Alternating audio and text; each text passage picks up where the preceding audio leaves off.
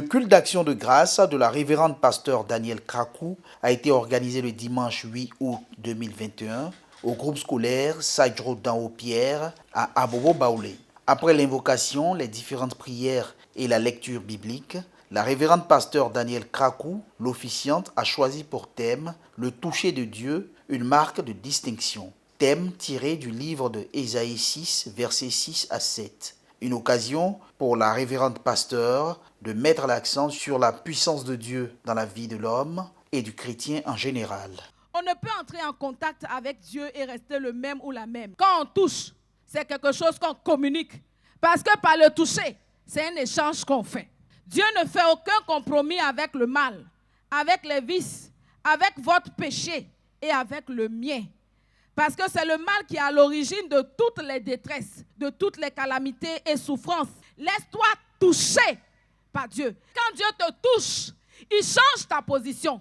Des dons en numéraire, un véhicule, des terrains, des soutanes pour les cultes, des pagnes et plusieurs autres dons, estimés à plusieurs millions de francs CFA, ont été offerts à la révérende pasteur Daniel Krakou. Prenant la parole, le très révérend pasteur Afi Josué, au nom de tous les religieux, a dit merci à la chefferie d'Abobo Baoulé, à tous les parents, amis et connaissances pour leur soutien à la révérende pasteur. Après les différentes allocutions, celle du président du comité d'organisation notamment, le très révérend pasteur, professeur Tata Marcel, au nom du bishop Benjamin Boni, président de la conférence annuelle de l'Église méthodiste unie Côte d'Ivoire, a encouragé la révérende pasteur Daniel Krakou à persévérer dans l'œuvre du Seigneur. Il a également remercié l'Assemblée pour les nombreux dons et le soutien apporté pour la réussite de ce culte d'action de grâce.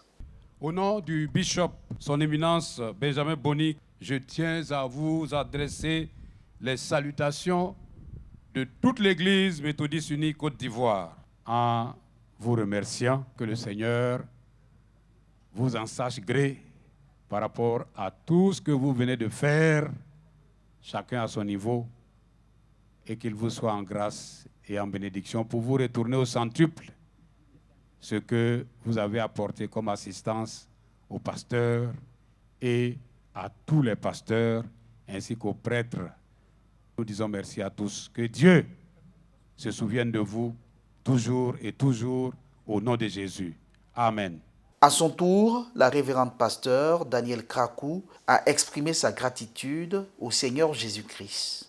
À toutes et à tous, parents et amis, pour ce culte d'action de grâce. Ce culte d'action de grâce s'est terminé avec une fête populaire animée par la fanfare de Blocos à travers le village d'Abobo Baoulé.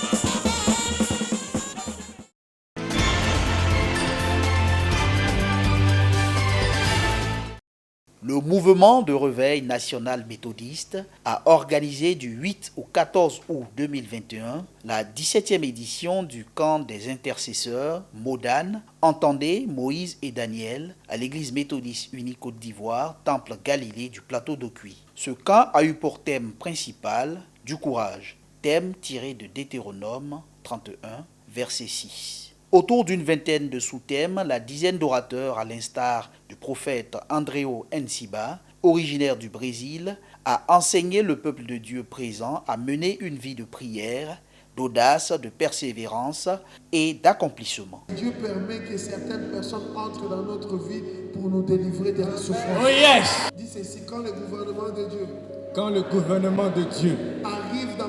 arrive dans ma vie, la pauvreté s'enfuit. Parce que Dieu ne vous laisse jamais tout seul dans la douleur.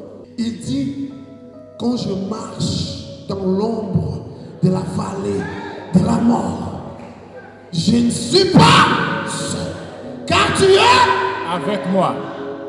5 jours durant, les campeurs du Modane ont été nourris et édifiés par des moments de proclamation, des séances de délivrance, des ateliers plénières thématiques et une veillée de prière. Le prédicateur Paul Abi, président du mouvement de réveil national méthodiste, revient sur l'historique et la particularité de cette 17e édition de ce camp de prière des intercesseurs. nous prions pour notre nation, mais nous prions également pour l'Église, sans oublier que chacun de nous a des difficultés. Et si l'Église n'a pas les moyens, l'Église ne pourra pas aller partout. Il faut que les gens le sachent. L'évangile, là, il est gratuit. Mais dites-moi, la communication de l'évangile, c'est beaucoup de moyens. Et c'est ce que nous essayons de faire comprendre aux uns aux autres. Si l'Église n'est pas forte, elle ne peut pas impacter. Si l'Église n'a pas d'entreprise, si l'Église aujourd'hui n'a pas tout ce qu'il faut, l'Église ne pourra jamais impacter le monde. On ne peut pas accepter que dans l'Église, il y a des chômeurs. Il y a tellement de possibilités, il y a tellement de capacités. Il faut donc amener chacun à comprendre que tu as du talent, tu peux faire quelque chose, lève-toi et fais-le. Des participants de toutes confessions religieuses ont pris part à cette édition du Modane et se disent édifiés et satisfaits. Je suis là depuis le début du Modane 2021 et j'ai trouvé l'édition vraiment spéciale. Ça m'a impacté et je pense que je vais revenir les prochaines fois.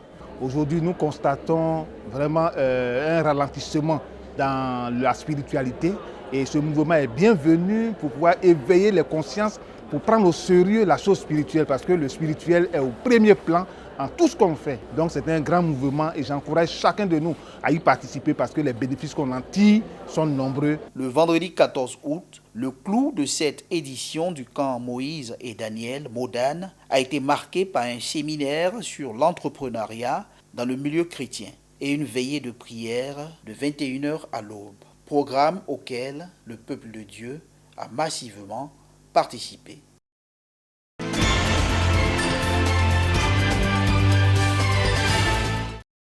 Nous qui sommes plusieurs, nous formons un seul corps en Christ, et nous sommes tous membres les uns des autres.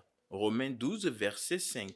C'est fort de cette réalité biblique que les chrétiens catholiques, aristes et méthodistes unis du village d'Anyama à Djamé se sont retrouvés le vendredi 6 août 2021 de 20h à 0h pour un culte œcuménique.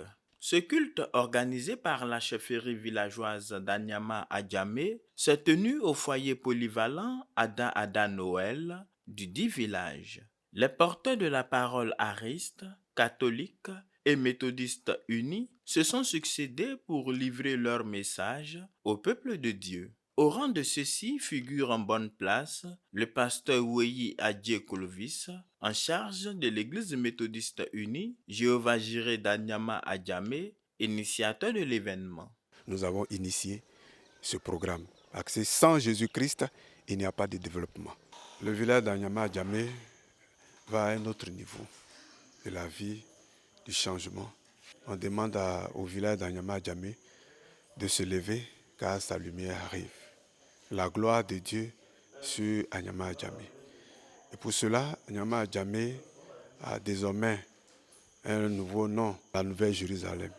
Anyama à Djamé rentre dans un nouveau projet et demande également au peuple de changer de mentalité, puisque Christ les a libérés et en cela nous parlons du peuple racheté de Dieu. Chaque communauté religieuse a eu droit à 45 minutes pour entretenir la population en prédication et en animation chorale. Les textes des Actes des Apôtres, chapitre 3, de Deutéronome 28, verset 2 et Ésaïe 60, verset 1 et 2 ont été lus. Le lendemain, dès 6 heures du matin, une procession en fanfare a été faite dans les artères du village. Des prières ont été dites pour proclamer l'indépendance spirituelle et physique de toutes les familles sur le sol d'Anyama à Djamé. Noël Odike, représentant le chef du village d'Anyama à Djamé, a apprécié ces prières, invitant les chrétiens à l'unité. Pour toute action que nous menons, depuis que nous sommes à la tête de ce village, nous confions d'abord tout au Seigneur. Parce que c'est lui qui peut nous tenir tout le temps. Nous avons appelé nos guides pour l'implorer encore une fois pour la bonne réussite de ce que nous allons faire les jours à venir. Ces activités spirituelles ont été organisées en prélude au festival d'Aignan, un peuple attié, et à l'inauguration des infrastructures du village qui se tiendront le 14 août 2021.